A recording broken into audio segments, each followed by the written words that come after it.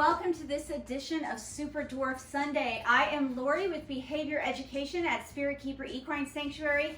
This is TC from Reach Out Reptiles. Today is Sunday, June 28th, 2020, and in this episode, which is episode 47 of Super Dwarf Sundays, I have a bunch of thanks, congratulations, and basically shout outs to give to several people. Then I'm going to talk a little bit more about why we train animals. I'm just going to get TC in a better position here because he's facing me and my computer, and he looks like he might be thinking that he might want to see if I taste good.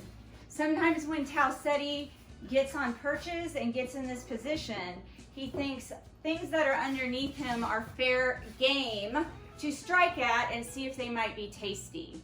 I have never been bitten by TC. However, I do talk a lot with my hands, and sometimes when TC is sitting above me and I'm discussing things on video, he gets very overstimulated by my hand movement. This perch that he's on is actually the first shout out I'm gonna give because I'm super pleased with it. This perch was about $40 and it came from Walmart. I ordered it on walmart.com. It's an awesome, sturdy perch. It didn't come with any instructions, but it was really easy to put together. It's got this main perch and then these two smaller ones, and then it's on a little stand. And it's meant for birds, yes, but it's very solid and durable, and it's working great for our semi-arboreal snakes. And TC seems to feel very secure on it. So we're gonna let him sit on it while I talk about the other things I wanted to discuss in this episode. The second shout out that I have to give that has nothing to do with snakes is just that my mom's super cool, and she came out to visit the animals today and brought me this really cool blanket from The Mandalorian. And it has the ever so cute Baby Yoda on the bottom. Thank you to my mom. I also need to thank my mom because she has paid a graphic designer to work with some photos that I gave her of Tausetti, and hopefully we can come up with a logo for a t-shirt and other swag to celebrate TC's 1-year anniversary with us, which is coming up July 23rd. I will keep you posted on how that goes. The graphic artist is supposed to be working on a logo, and then of course I have to take a look at it and decide if I like it or not, and then put it on some t-shirts and things, and we'll go from there. But that's in the works. I have to also thank my dad, Don Torini, because he brought me this awesome computer that's a touchscreen computer, and it's gonna make it much easier for me to do videos, edit things, and do PowerPoint presentations and a lot of my work that I do. I just think it's gonna be easier with the touch screen, and I can leave my other laptop on my desk, the workstation that I have here in our front room, and I can carry this one around with me. The other really cool thing that I recently got is this t-shirt from companionanimalpsychology.com, which says trust, kindness, and cookies. It kind of represents my attitude about working with animals. I really try my hardest to build trust with them and be kind to them, and I wish that the whole world would just learn to be kind to each other, but I especially think that people need to be kind to animals because they are at our mercy a lot of the time. And then the cookies doesn't apply so much to snakes, but I know the horses and dogs really appreciate dog cookies and horse cookies, and I wore this t-shirt today and gave out a lot of cookies to dogs and horses, and they really seem to appreciate it. CompanionAnimalPsychology.com is Dr. Zazie Todd's site. I love the shirt, but I really love her site. I love her books, and a lot of the things she writes is very applicable not only to dogs and cats, but to other mammals and to reptiles as well, because behavior science, the science of operant conditioning, and the laws of learning apply to all species. They work across species, apply to all animals. That's very evident in my work with snakes because all of the laws of learning, all of the behavior science that I apply to snakes came from basically training and behavior science that started in the mammal world, and a lot of it comes from behavior science and training that started in the dog world and the horse world, because those are of course some of the first animals that humans started to work with and train and study behavior about. But they are very applicable to reptiles as well. Sometimes we just have to modify the way that we train, the way that we work with the individual animal based on their individual species, their natural history and biology, and their individual learning history with humans. While I give lots of hand signals and voice commands, or I should say hand signals and verbal cues to my dogs and my horses, that isn't really going to be as applicable with snakes. And so with snakes, in place of verbal requests and in place of hand signals, I use targets, I use scents, I use lights, and other things that they can visually see. If you're working with a species that doesn't see at all or has poor eyesight, then you may need to work with auditory signals or cues, or more with scent signals or cues. It's just going to depend. But the basics of operant conditioning, the basics of behavior science are not going to change based on the species you're working with. You just may have to change the methods that you use to work with that individual. I want to say congratulations to my friend Summer, who just added her first super dwarf reticulated python to her family. His name is Giles. I love the name. I'm a Buffy the Vampire Slayer fan, and Giles is one of my favorite characters in that show. So she named her super dwarf, which is a pure Kalatoa male, Giles. He is so cute. I love his color. I love his eyes. He's a beautiful animal. He came from Garrett Hartle at Reach Out Reptiles, which is the same place that TC came from. Giles, you landed in a great home, and congratulations to my friend Summer. I also want to thank Justin Smith and Billy Hunt for publishing the Herpetic magazine. I've really enjoyed reading the issues of each magazine because they try to include content that is varied. It's not all about breeding or not all about one species. Every issue of the magazine has had various articles in it about different topics that are reptile related. They have various contributors that come from various different backgrounds in the reptile community. In the July 2020 issue, you can read an article that I wrote for the magazine on enrichment for snakes and other reptiles. It's all about home enrichment and simple enrichments that you can do with your reptile or your snake at home. If you've been watching the episodes of Super Dwarf Sundays and my channel, I've talked about the different enrichment categories, which are cognitive, dietary, physical, sensory, and social. And I've showed lots of examples of those in video form, but if you want to read an article about enrichments for snakes and other reptiles, check out the July 2020 issue of the Herpetic magazine. It's online and free to read online, and if you want it in print, I know that you can order it in print as well.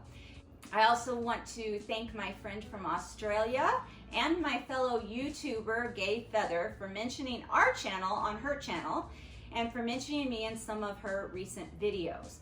I really am excited that she is jumping on the Snakes as Family bandwagon with me. Her channel is Gotta Love Carpet Pythons, and she does a fantastic job of showing snakes thriving in a home with lots and lots of environmental stimulation, mental stimulation, and where they get a lot of opportunities for exercise. Hey TC, why don't you turn around and look at the camera? Every time I move around, it looks like you're gonna come down here and snatch food or something from me. Why don't you sit there and smile for the camera? Now let's move on to some educational content that I wanted to talk about this week.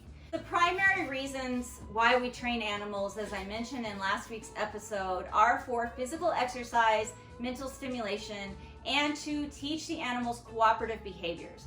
Again, cooperative behaviors to me are one of the extremely important reasons why we train animals here at Spirit Keeper Equine Sanctuary. That includes all species of animals that we work with here, which is currently horses, dogs, cats, pigs, chickens, and snakes.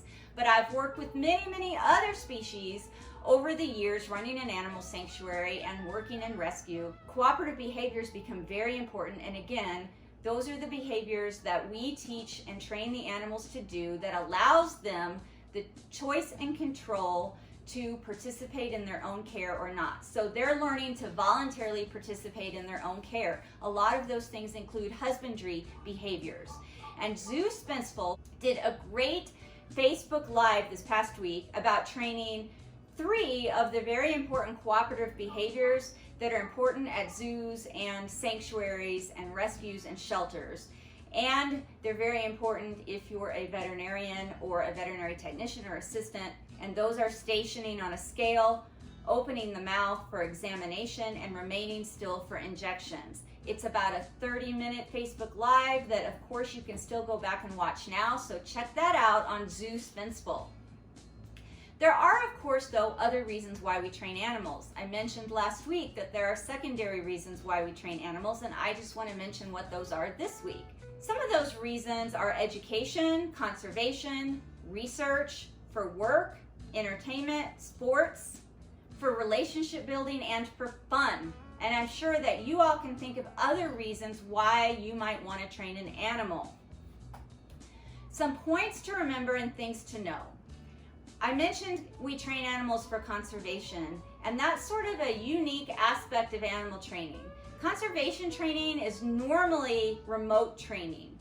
It is done in a remote manner where you are not in proximity to your learner, and that makes it kind of a unique way to train an animal, but it's very, very important that this type of training is done in conservation work. The human element is out of the equation from the animal's perspective. So the animal is being trained to do something, to maybe shift their migration path so that instead of using their traditional migratory path, they're shifted to another path where maybe they are able to avoid poachers. It's also used for animals that are going to be released out into the wild. Conservation training, again, is typically done with the human element out of the picture from the animal's perspective. It's normally done with wild populations in situ or with animals that are in captive management that are going to eventually be released into the wild. Okay? Habituation to people is not the goal, and in fact, it's something that in conservation training is not wanted at all. You don't want animals to be habituated to people. You want them to be successfully trained so that they can survive in the wild, whether they're already living in the wild and they just have to change the manner in which they are existing to avoid poaching or human encroachment or other human-animal conflict situations, or they're animals that are right now being raised in a captive environment but that are intended for release into the wild. You want those animals to be able to be released and survive. So you don't want that human element in it. And that kind of makes conservation training or remote training unique out of all of those reasons that I mentioned that we train animals, both the primary and the secondary reasons. I also want you to remember that training for some of these other reasons includes relationship building. Most of these other reasons, other than the conservation training, should include relationship building with your animal, and it should be fun for you as the keeper, and it should not be stressful in a bad way for your animal. When these animals are being trained for some of these secondary reasons, like to work or for some type of job or for a sport that you want them to participate in, for entertainment reasons, like some of the keeper talks and programs that you will see done at zoos or on television or movie work, or for education purposes, so animals that go to education programs or that are in classrooms, or even if you are training your animal because you think it's fun. All of these are good reasons to train animals, but they should not be causing your animal any kind of distress. While some of these other secondary reasons for training are important and are a way of life for humans, we should be keeping in mind that we're not causing the animals distress by training them. And if we are working with an animal in one of these other capacities and they are extremely distressed by it and it's just not working out, that the animal is habituating to that training and learning to do it where it's reinforcing for them, then probably that particular individual animal shouldn't be in that training session. The primary reasons for training animals are physical exercise, mental stimulation, and cooperative behaviors, teaching the animals to voluntarily participate in their own care. They've got choice and control as to whether they stay with us or they move away. We're not forcing them, and it's very important that they have that choice and that they have the ability to tell us no if something's not right. The secondary reasons why we may train animals, and there are possibly many, many more that I could think of or you all could think of, are for conservation reasons, for education reasons, for research, for work, for entertainment, for sports, and really just for relationship building and fun. If your snake is your family member, it's just fun to train them to see how many cool things you can teach them to do, as long as it's not distressing to your animal. That was a lot in this episode. TC was very good about stationing himself here on this new perch that we got, that I'm very happy with. I did shoot some video of TC during the week where he was being introduced to this perch for the first time. And the way I did that was I just set it outside of his enclosure and I opened his enclosure door. He had the choice and control over whether to exit his enclosure or not, whether he wanted to climb onto the perch or not and investigate it or not.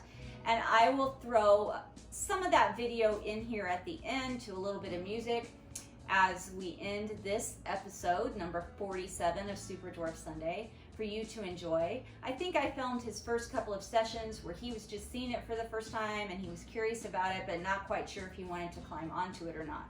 Obviously now he feels very secure on it. And this is a typical posture that I'm learning for super dwarf reticulated pythons. They like to really coil around things for security in order to feel safe. And even if this pole was completely vertical, TC would still be coiled around it like this. And reticulated pythons are very good at shimmying up trees and other pole type objects that just are straight up. It's really cool to see. The first few times he did that to my arm, I didn't quite know what was happening. I didn't know if he was constricting around my arm to maybe take a bite out of me and eat me. But no, it's just a behavior that they do to feel secure and stay feeling comfortable and secure, sort of to anchor themselves to a safe location wherever they find themselves, and they like to be up as high as possible. I'm also finding that out too. Be sure to tune in next week for another episode of Super Dwarf Sunday. Thank you all so much for joining me today. Until next time, please remember to be kind and always love your animals.